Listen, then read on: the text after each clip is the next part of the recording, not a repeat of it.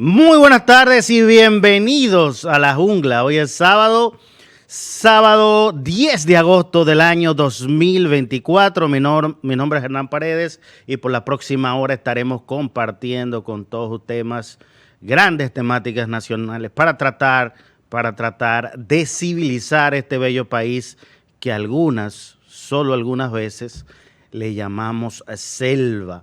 Una selva de cemento donde a veces nos parece que estamos discutiendo temas que se resolvieron o debatiendo temas que se resolvieron en los siglos pasados. Lamentablemente, así es nuestro bello país, que tiene muchas cosas positivas, como por ejemplo el hecho de que ayer nuestra querida Marilady Paulino, la gacela de Don Gregorio, ¿verdad? Provincia Peravia, ganó oro en los 400 metros. Ojalá la producción me pueda poner el videíto por ahí está. Es una carrera que dura aproximadamente 50 segundos. Vamos a verlo, ahí salen. Y vamos a ver cómo esta chica, señora, hizo historia. Marilady no solo es la única mujer que ha ganado oro en esta disciplina, pero es la atleta dominicana con más altos logros, porque recuerden que Marilady, el éxito de Marilady no viene de ayer. Marilady ganó oro en los Juegos Centroamericanos, ganó oro en los Panamericanos, ganó 2 platas en los pasados Juegos Olímpicos, plata en los 400 metros, donde ahora gana oro, pero también ganó plata en relevo. O sea, los logros de esta chica superan por mucho a Félix Sánchez, cualquier otro atleta varón o hembra. Así que honor a quien honor merece. Esta chica es extraordinaria. Yo recuerdo, antes de ganar plata en los pasados Juegos Olímpicos, ella misma contaba como ella simplemente tenía un año practicando esa disciplina. Estaba practicando otra y al parecer no cuajó y se cambió a esta de los 400 metros. Y un año después de haber empezado ya estaba destacándose, ganando plata en unos olímpicos. Una cosa impresionante. Y yo siempre me he preguntado cuántas Mariladies Paulinos hay en este país cuyos talentos no son aprovechados por cuestiones de oportunidad. Esta chica entrenaba, a veces descalza y bebiendo agua de fundita. Mientras que otros atletas de alto rendimiento en otros países, esos países invierten mucho dinero en la formación de esos atletas, además de que le proporcionan un entorno de calidad de vida que influye en el rendimiento de los mismos. Así que algunos andan criticando los premios de 15 millones que le dan a los atletas que ganan oro como ella, pero yo creo que está bien, porque este país necesita precisamente fomentar este tipo de heroínas. Que las niñas quieran ser como Marilady, no que las niñas quieran ser como otras que andan por ahí destacándose por antivalores. Así que está bien todo lo que se gaste. Ojalá y gastáramos más en los atletas de alto rendimiento desde que inician sus carreras. Esta Marilady vivía en una casa muy humilde que ni televisión tenía. Yo recuerdo que para los primeros olímpicos donde ella se destacó ganando plata, un pelotero le regaló a la mamá una televisión para que pudiera ver a su hija. Así que honor a quien honor merece. Señores, hoy tenemos un programa especial para todos ustedes. Estamos en tiempos de cambio. Tenemos que el Poder Ejecutivo de la República Dominicana está promoviendo un proyecto de reforma de la Constitución de la República. Y hoy le vamos a dedicar el programa a tratar este y otros aspectos importantes del marco jurídico que constituye el Estado dominicano, pero principalmente el presidente y sus funcionarios, como el consultor jurídico del Poder Ejecutivo, ha estado en los medios diciendo que el objetivo fundamental es poner candados. Dicen ellos que un presidente de turno o el que tenga el poder en un momento dado no pueda modificar la Constitución a conveniencia, ¿verdad? Y el tema de de dotar al Ministerio Público de independencia en la Constitución, pero esto ha desatado los demonios, porque incluso se está planteando eliminar de la Constitución el Consejo Superior del Ministerio Público, que es el órgano de gobierno de esa instancia, y que si pasa a una ley adjetiva, dice Fiscaldom, ¿verdad? Esta Federación de Fiscales Dominicanos, dice que perdería autonomía del Ministerio Público, porque todos sabemos aquí cómo se manejan las leyes adjetivas. No es lo mismo que esté en la Constitución a que esté en una ley adjetiva que se puede modificar con o a través de un procedimiento y de mayorías más simples.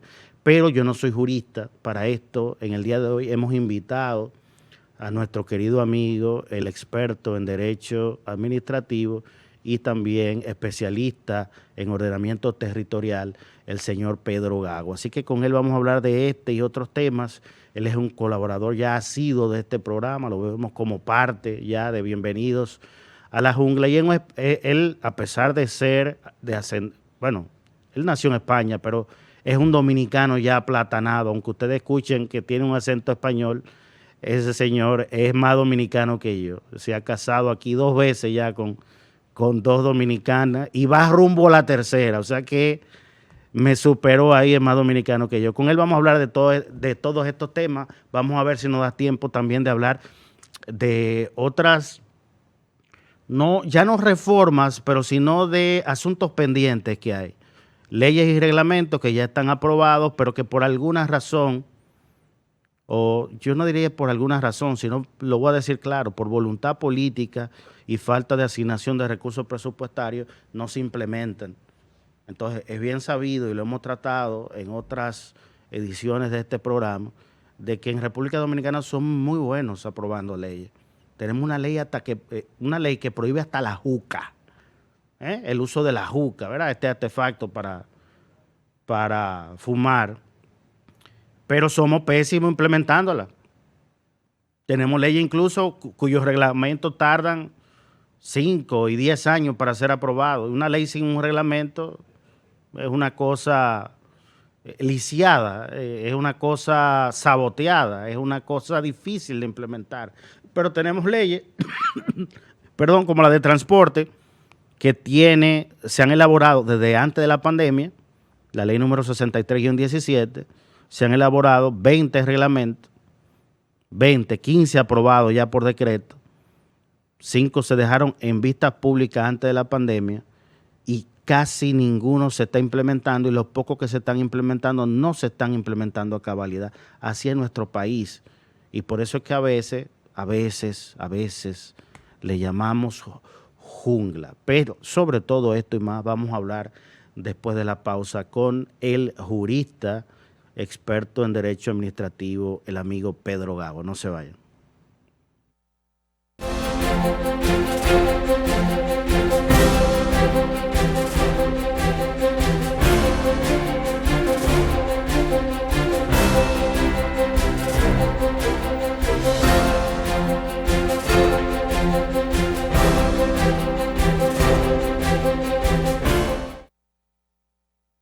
Ahora en Voz, puede disfrutar de La Expresión de la Tarde con los destacados periodistas y comunicadores Adolfo Salomón, Ayer el presidente Luis Abinader, Carmen Curiel, quizás la inteligencia, Roberto Gil y Ángela Costa. posición del presidente. De lunes a viernes de 3 a 5 de la tarde, La Expresión de la Tarde, por Voz, Canal 85, y en nuestras redes sociales, @tvn24.do, @VozMediaNet, en TikTok, @tvn24do, en nuestra página web, Voz Media Network, en YouTube, Voz Media Network, TVN24DO.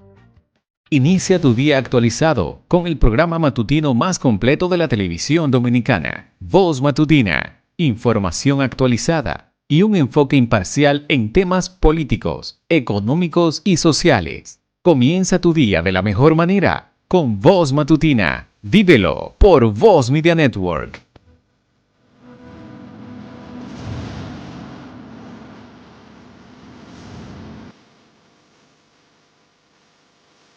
Todos los sábados usted tiene una cita con nosotros para que se enteren de todo lo que acontece en el maravilloso mundo del deporte en este su programa Grandes Ligas TV. Baloncesto, béisbol, voleibol, Fórmula 1, lo que usted quiera, NFL, artes marciales, lo va a ver aquí en Voz Media Network a través del programa Grandes Ligas TV, todos los sábados de 11 de la mañana a 12 del mediodía. Sintonízanos.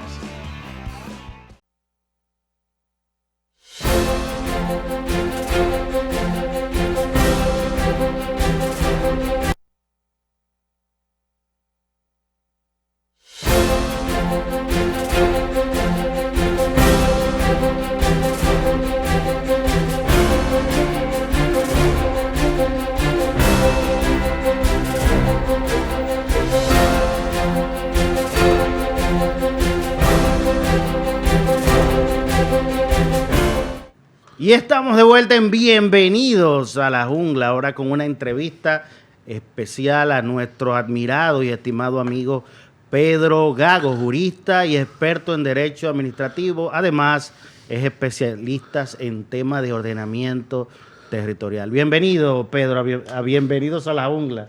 Valga la redundancia. Mucho gusto y te agradezco porque ahora sabes que llevo 2 meses enterrado en un tema que se llaman declaraciones juradas de patrimonio que tienen que hacer los funcionarios locales. Bueno. Y estamos trabajando especialmente con los funcionarios locales de los distritos municipales, los vocales, directores de distrito, incluso en las zonas más rurales del país, donde que hacer cualquier documento se les hace un mundo.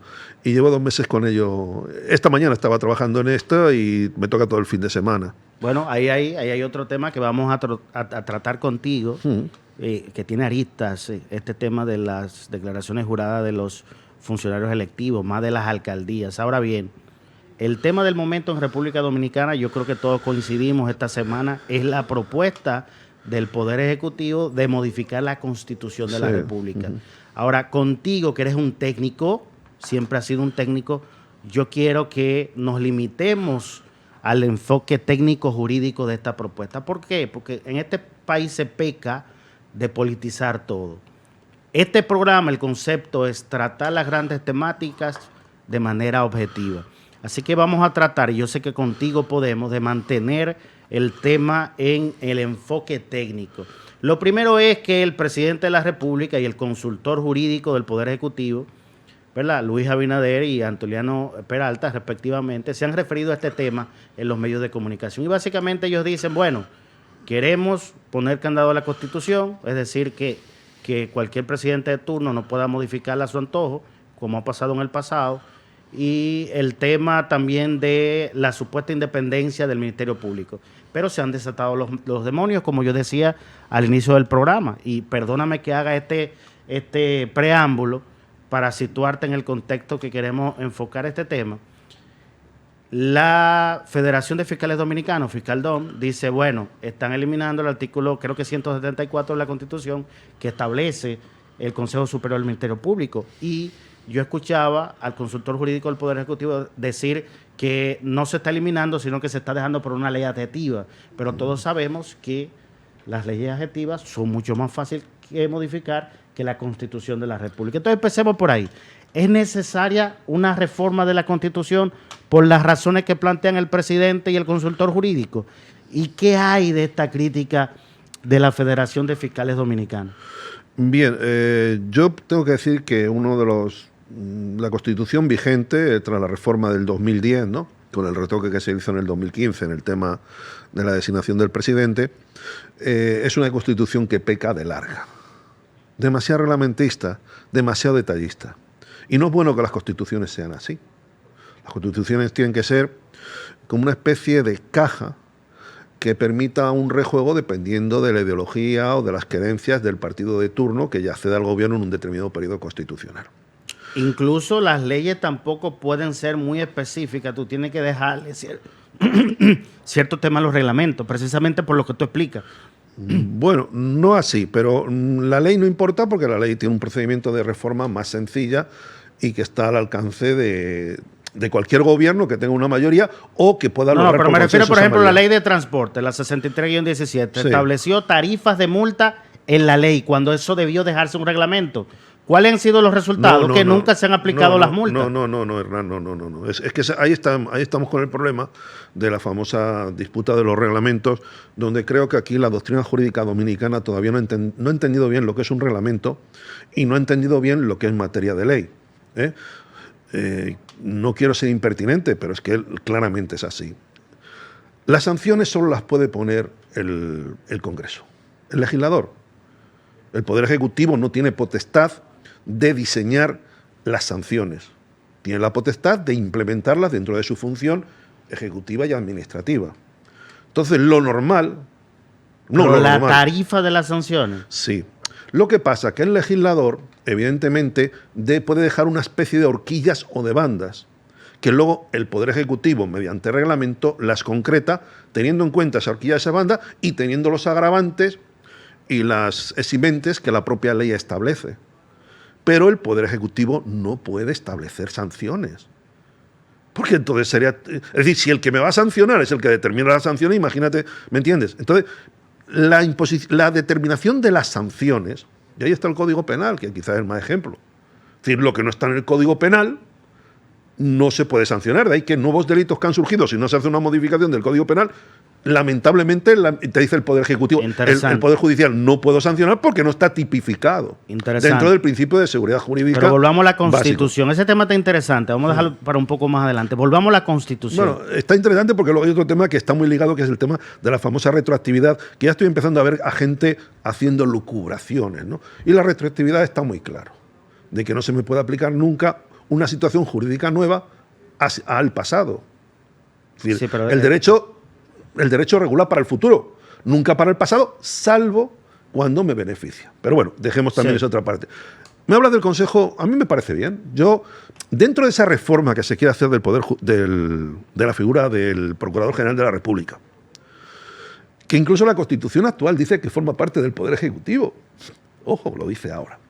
Entonces, en ese contexto, es entendible que, bueno, que el Consejo Nacional de la del Poder Público se incluyera en la Constitución a fin de darle unas garantías de independencia con respecto al poder, de independencia a los fiscales en su actuación con respecto al Poder Ejecutivo, que es el que designa al Procurador General de la República. Por ejemplo, ahora se evaluaron fiscales y fueron confirmados fiscales que yo sé que no son, digamos, afines al poder de turno. Bien. Ahí hay cierta independencia lograda a través de incluir en la Constitución al Consejo Superior del Ministerio Público. Claro, porque es que también vamos a estar claros.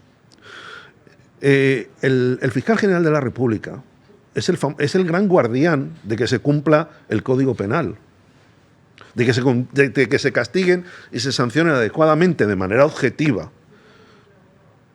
y sin ninguna, digamos, intromisión de nadie, lo que son las infracciones penales, que son infracciones contra la convivencia ciudadana. No son infracciones administrativas. No es lo mismo parquear el carro en un sitio indebido, porque la administración de turno, el ayuntamiento o el Intran, digamos, si fuera el caso, han determinado que en esa acera no se aparque, con castigar a un señor que ha matado a otra persona. Eso tiene una repercusión. Y ahí digamos que el Código Penal es la voluntad de la sociedad de determinar que hay determinadas actividades que hacemos los particulares que son inadmisibles. Y que todas por eso, fíjate, sobre todo se ve en las películas americanas. Cuando a uno le llevan a los tribunales, es el estado de Illinois o el estado de Ohio, el estado... Contra fulanito, el estado contra fulanito. Es el estado, porque cuando alguien infringe un precepto penal, es el estado. Cuando yo tengo en tribunal civil un problema con usted, es fulano contra fulano. Estamos disputándonos cuestiones de propiedad, de relaciones, ¿no? Bueno, entonces en este caso, a mí me parece bien la propuesta de que el Procurador General de la República pase a ser un órgano constitucional perfectamente separado del poder político, en este caso del Poder Ejecutivo. ¿Qué pasa? Que si mueves esa ficha, el siguiente paso... Pero ojo, Pedro, lo que se está planteando, corrígeme si me equivoco, es que el Procurador General de la República, que tú le llamas fiscal general, sea designado por el Consejo Nacional de la Magistratura, de una propuesta de nombre del presidente, no de terna, sino que el presidente de turno le propone un nombre al Consejo Nacional de la Magistratura y lo aprueba. Ahora, ¿cómo está conformado el Consejo Nacional de la Magistratura? Bueno, sencillo, está conformado mayormente por miembros del poder político en la República Dominicana. Por lo tanto, cualquier presidente que tenga mayoría congresional, por ejemplo, va a tener el control del Consejo Nacional de la Magistratura. Sí, sí. Bueno. Entonces, ¿hay alguna diferencia real en cómo se hace ahora a cómo se está proponiendo hacer? Que lo escoja el procurador, el Consejo Nacional de la Magistratura. Ese será un tema que tendrán que discutir, pero al final, en última instancia, siempre va a haber un órgano político, sea Presidente de la República, sea Congreso Nacional, el que elija a los miembros de los diferentes organismos constitucionales. La Junta Central Electoral, hoy por hoy, la elige el Congreso Nacional. ¿Y quiénes designan el Congreso Nacional? Pues los que determinan, los que tienen el partido político que tiene la mayoría en el Congreso Nacional. Y así las otras figuras. Es decir, ese es otro problema, digamos, más de fondo. Pero sí hay una garantía. De acuerdo, puede el presidente de la República proponer a una persona en un cuestionamiento y el Consejo Nacional de la Magistratura, donde posiblemente el partido al que representa el presidente de la República tenga mayoría, pues tenga una mayor. Pero ahí se podrían establecer unas determinadas mayorías cualificadas, dentro, es decir, que no valiera la mitad o más de la mitad de los miembros del Consejo Nacional de la Magistratura, ser una de las medias.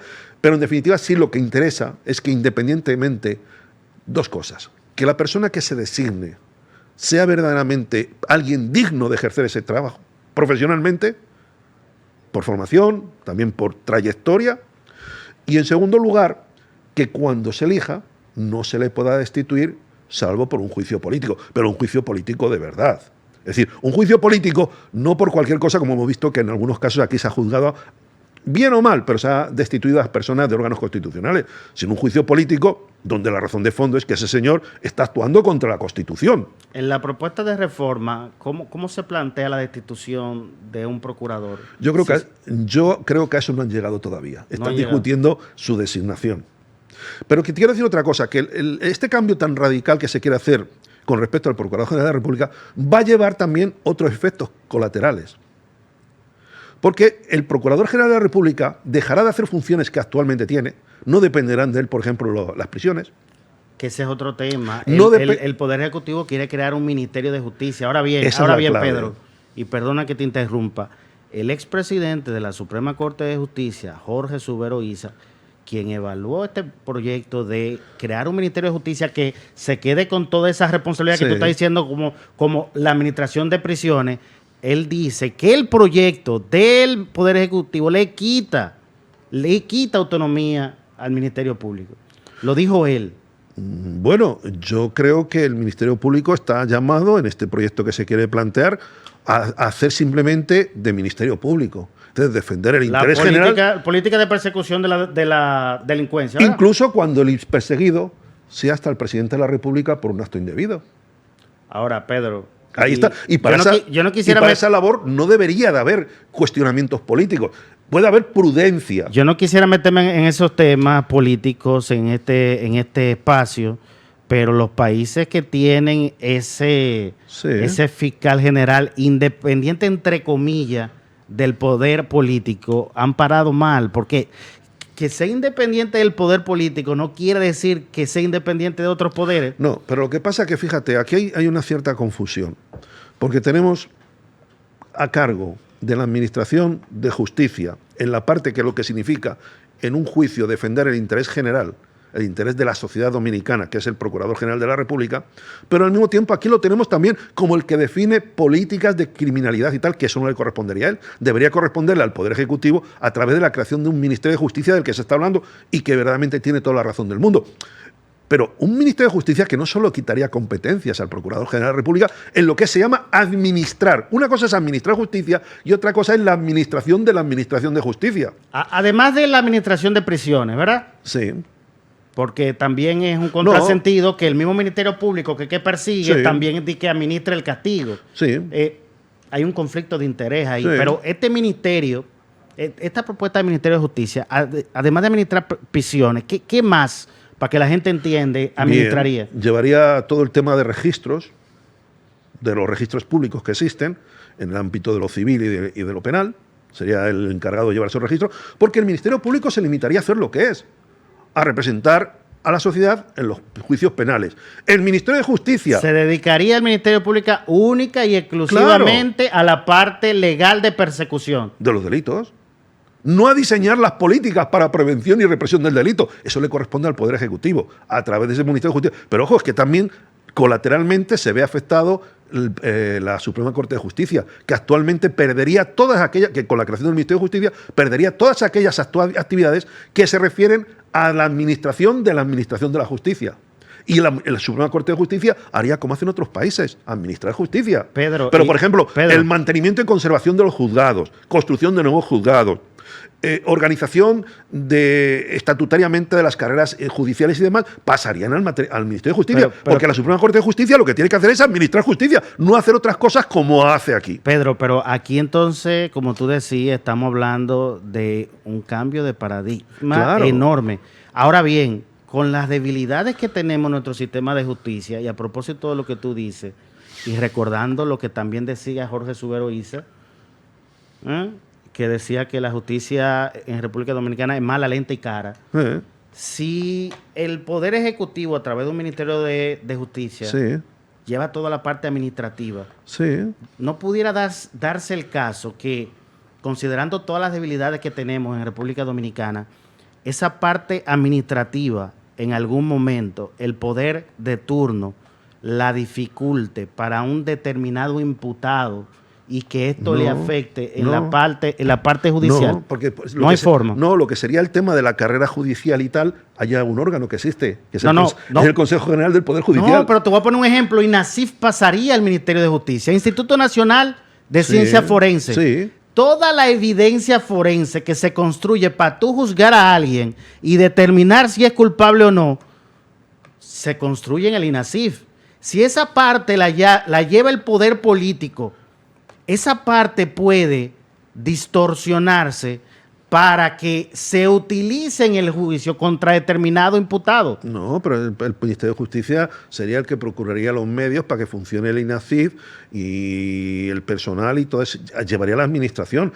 Me imagino que los profesionales del INASIF, porque es que están... Pedro, estamos en un país que no hace mucho unos policías acribillaron a 2 pastores evangélicos y en el juicio yo vi como un oficial involucrado en ese hecho intentó plantar un arma para justificar que fue un intercambio de disparos. Pero yo lo que te digo también, hay otra cosa que con estas reformas tiene que ir avanzándose, que es en la profesionalización de la administración pública, la creación de cuerpos de carrera. Pudiera ser una quimera. Bueno, pues entonces no hagamos nada, sigamos como estamos. Efectivamente, una de las cosas que yo quiero decir, que yo quiero plantear, es que esta reforma constitucional va a conllevar necesariamente otro tipo de medidas colaterales, porque si no, no hacemos nada. Es decir, podemos comprar la mejor mesa del mundo y ponerle el mantel más bonito del mundo, pero si no ponemos luego comida, ¿de qué ha servido? Se entiende que es una reforma que va a concatenar otra serie de reformas hacia adelante, y yo creo en esa buena voluntad. No me voy a poner a cuestionarla, porque si no, diría, joder, pues entonces nos han tomado todo el mundo el pelo. Porque si a lo mejor hacen lo que siempre se dice que se hace, vamos a cambiarlo todo para que todo siga igual, ¿no? Gatopardismo. Pero yo no creo en ese planteamiento, porque entre otras cosas no es necesario. Es decir, la verdad es que la reforma constitucional en este caso ha sido provocada por el propio presidente de la República, porque nadie estaba planteando reformas constitucionales. Y la verdad es que en un principio él también tenía claros 2 temas, que era el Ministerio Público y el tema de la reelección presidencial, ¿me entiendes? La reelección presidencial. Luego, claro, después ya lo dije aquí, me parece que estuve con vosotros, lo dije que los resultados del 19 de mayo habían dado un nuevo escenario muy distinto al que tenemos planteado antes del 19 de mayo. Y es que había una gran mayoría que se permitiría poder hacer los cambios estructurales en un país que ya necesita hacer cambios estructurales, porque no es esa isla, no es ese país de la Constitución del 65. ¿Me entiendes? Es un país con ganas de crecer, con ganas de desarrollarse, con ganas de modernizarse, y que está exigiendo que la administración pegue cambios radicales, como en cierta manera los que está intentando promover en principio el presidente, al que ciertamente en última hora en estos últimos momentos le estoy viendo como que está dando algún pasito para atrás. Le vi con más velocidad hasta ahora Ahora veo como que está pisando el freno, porque se está preocupando de que ha visto que determinadas decisiones que ha lanzado, incluso determinados nombramientos que ha hecho últimamente, pues se ha llevado la sorpresa que han tenido una contestación fuerte, ¿no? Bueno, pero, entonces me da la sensación de que ha soltado el acelerador de las reformas que tenía hasta ahora y está empezando a pisar el pedal del freno. Que ese es otro tema, que hay otros temas apremiantes, por ejemplo, como la reforma fiscal. Pero sobre esto y más vamos a continuar hablando después de la pausa. No se vayan.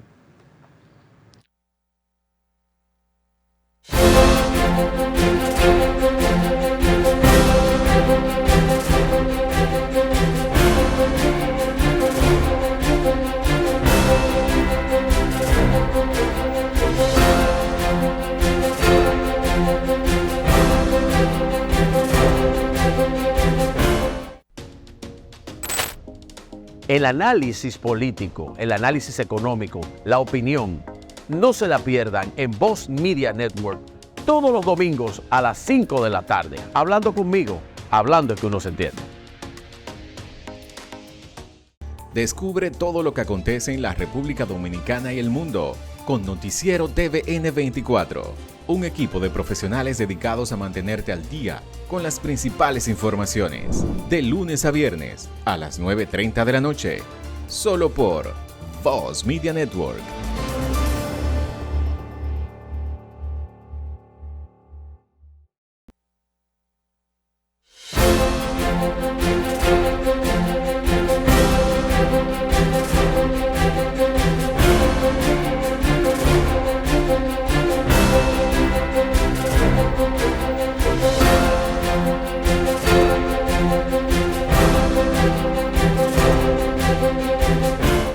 Y estamos de vuelta en Bienvenidos a la Jungla con esta entrevista especial a nuestro querido amigo, el jurista experto en temas administrativos, Pedro Gago, también especialistas en temas de ordenamiento territorial. Vamos a ver si nos da tiempo de hablar un poco más de todos los temas que Pedro maneja, pero yo quisiera que empecemos ya en esta última parte por hablar de los candados que plantea el presidente de la República, Luis Abinader, que quisiera incorporar en la Constitución.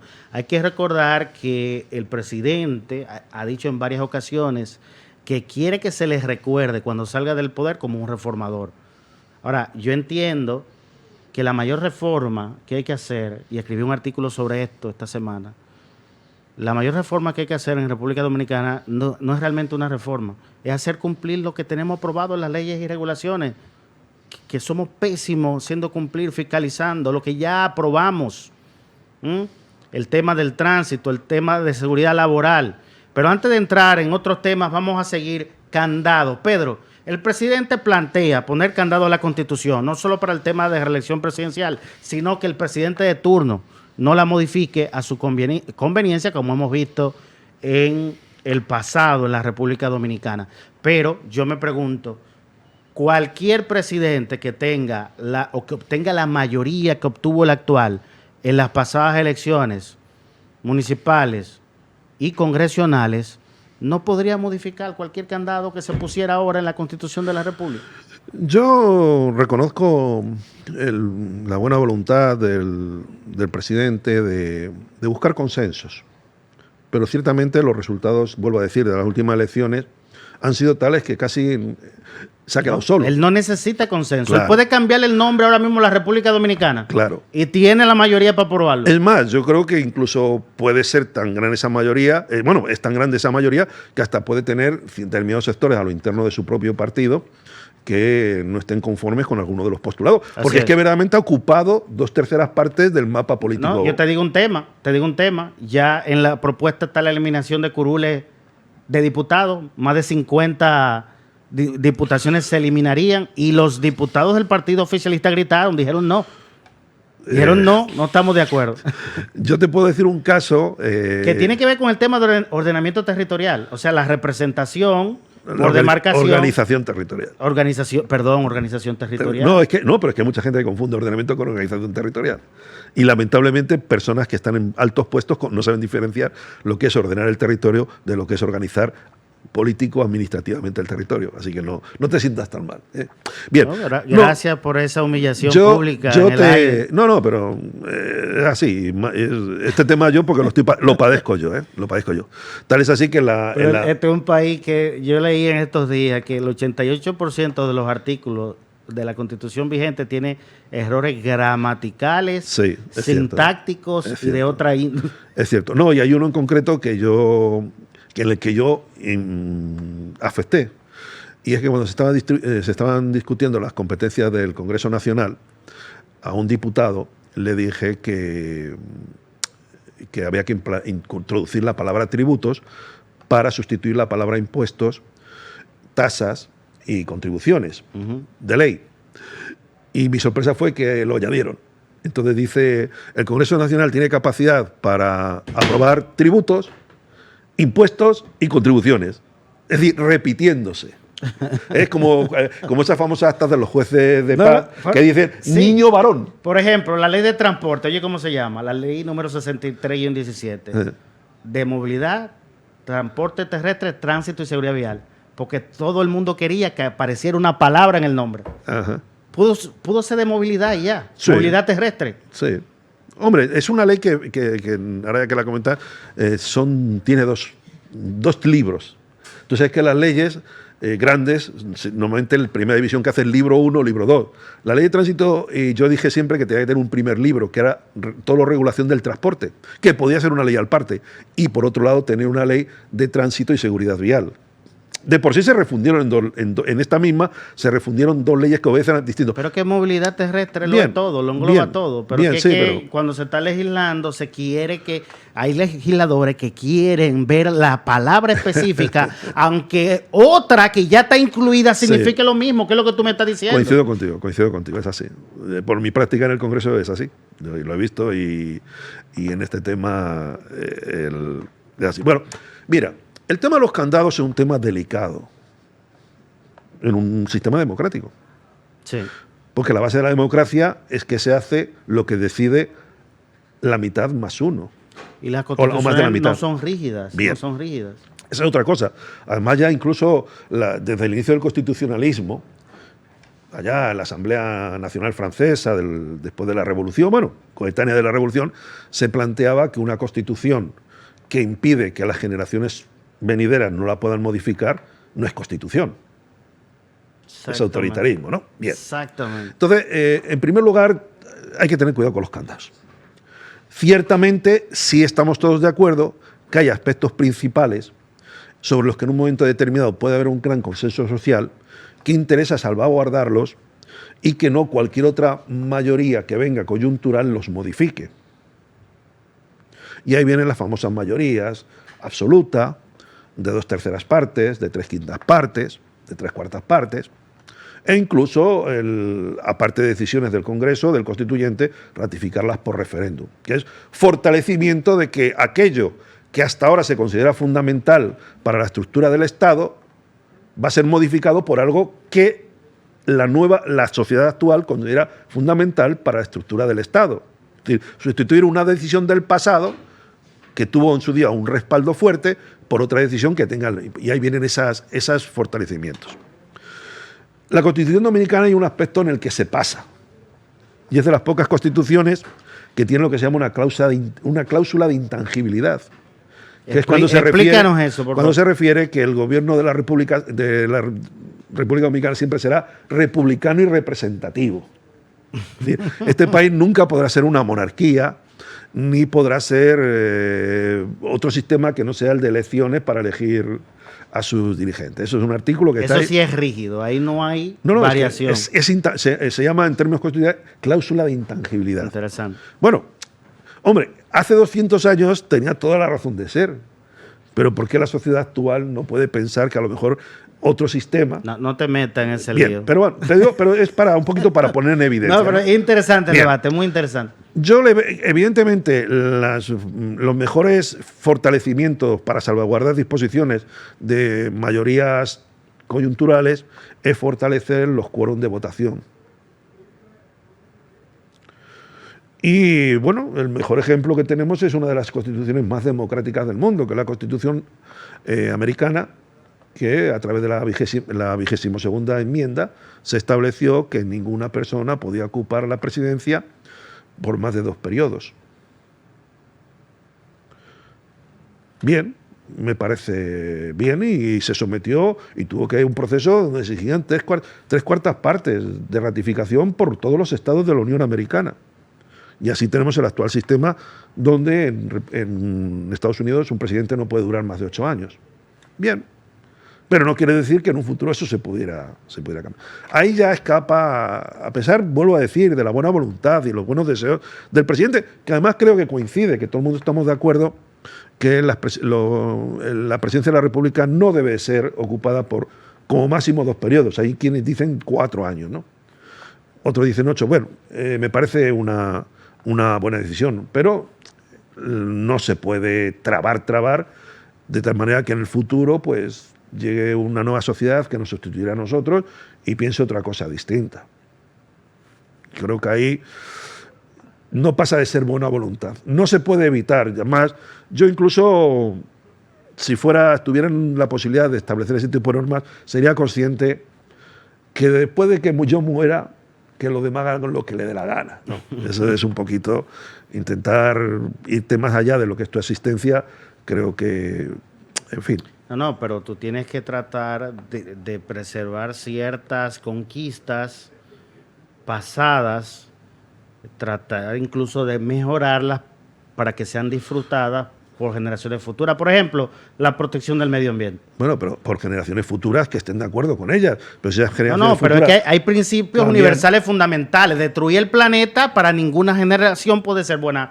Bueno, puede ser buena cosa. No estamos hablando, no es el caso. Los regímenes autoritaristas en ningún momento pueden ser buena cosa. Yo ahí estoy con Churchill.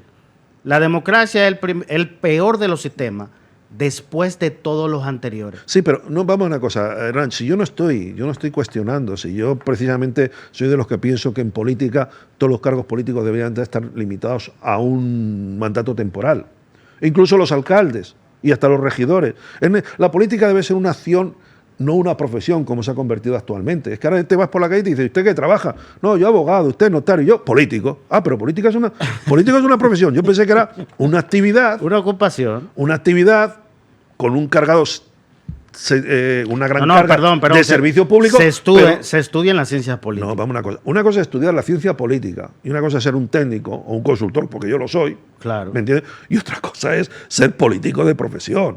Me parece un exabrupto. Pero bueno, hay gente que lo ve y considera bien. Y considera, te puedo decir que hace 40 años tú hablabas de gente que vive como está viviendo actualmente de la política y no, era toda gente de paso, porque la política es una cosa transición.